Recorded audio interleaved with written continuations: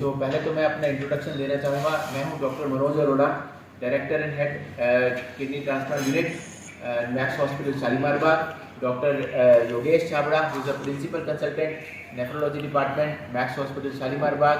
और ये हमारा बहुत ही अजीज पेशेंट है मिस्टर संदीप, जो कि हमारे किडनी ट्रांसप्लांट पेशेंट है, जिनका ट्रांसप्लांट हमने 2019 में किया था।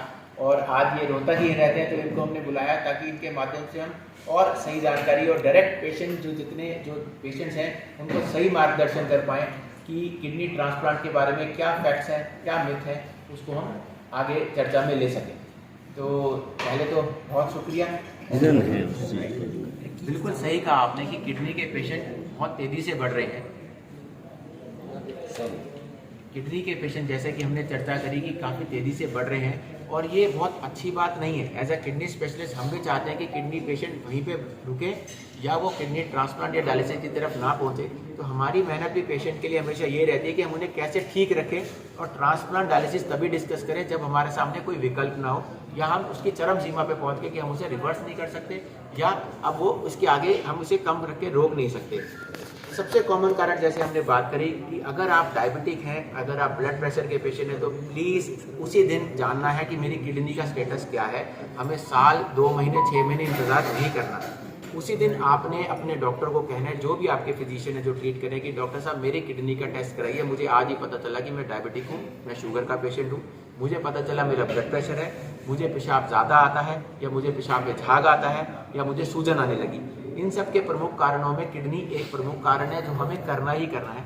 तो आपके डॉक्टर आपके 2 स्पेशल टेस्ट कराएंगे। एक किडनी फंक्शन टेस्ट जो कि 200 रुपये से 500 रुपये पे लैब बेस्ड हो जाता है, सरकारी में करा लीजिए आप। और एक पेशाब की जांच, सिंपल रूटीन, जिसमें पेशाब में प्रोटीन, पेशाब में आरबीसी, पेशाब में डब्ल्यूबीसी पता चलते हैं कि क्या आपकी किडनी में कुछ लक्षण हैं।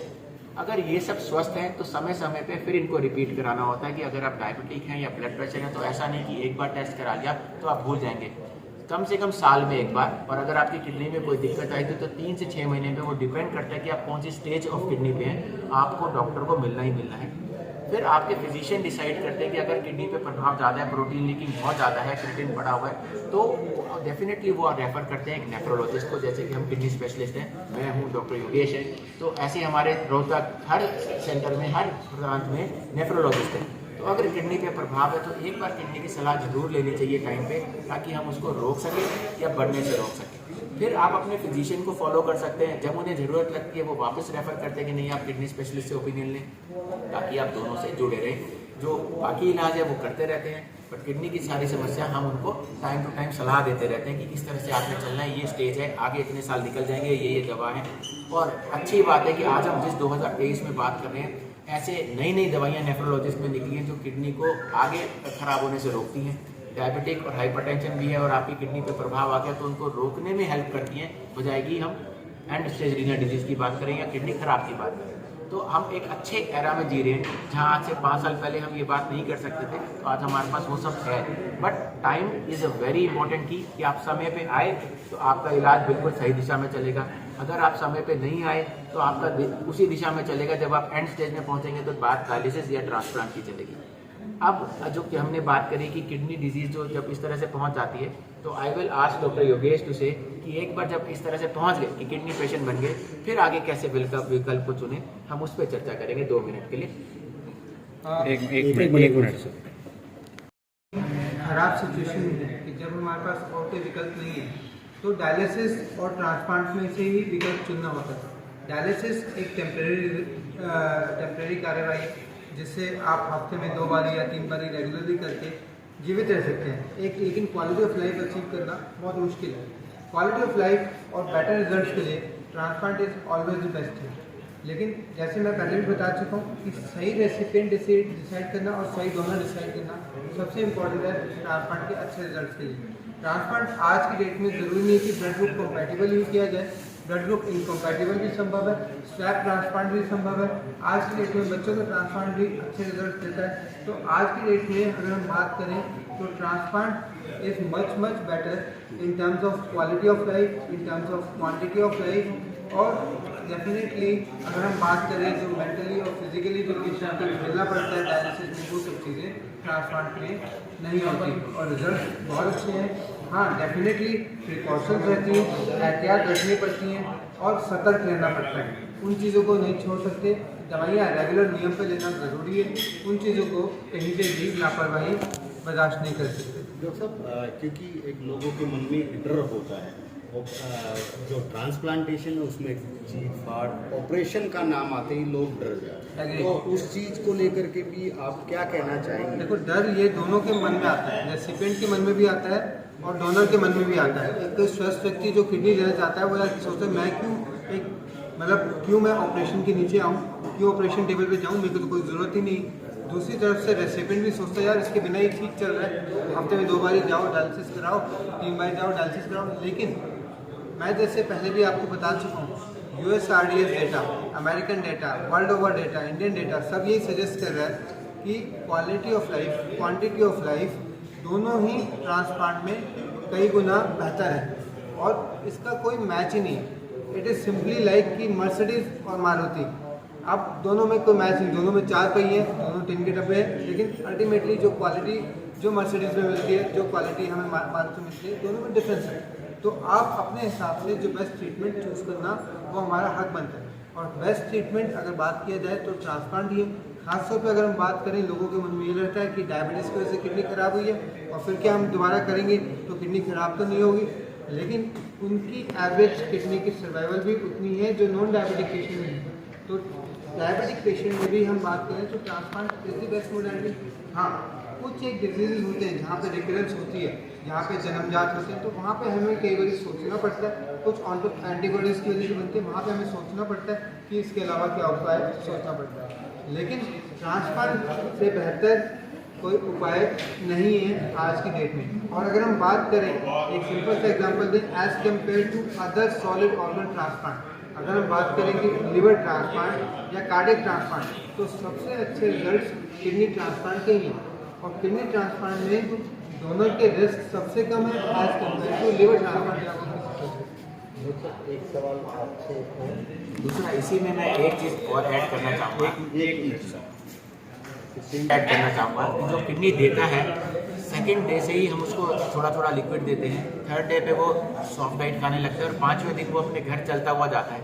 तो ऐसी कौन सी सर्जरी है जिसमें 5वें दिन आप बिल्कुल नॉर्मल फील करें और उसे हम बोलते हैं कि नॉर्मल डाइट, नॉर्मल लाइफस्टाइल, सिर्फ 2 किलो से ज़्यादा वजन नहीं उठाना 3 महीने तक, उसके बाद तो चाहे हल जोतो चाहे जो भी करें आप कर सकते हैं।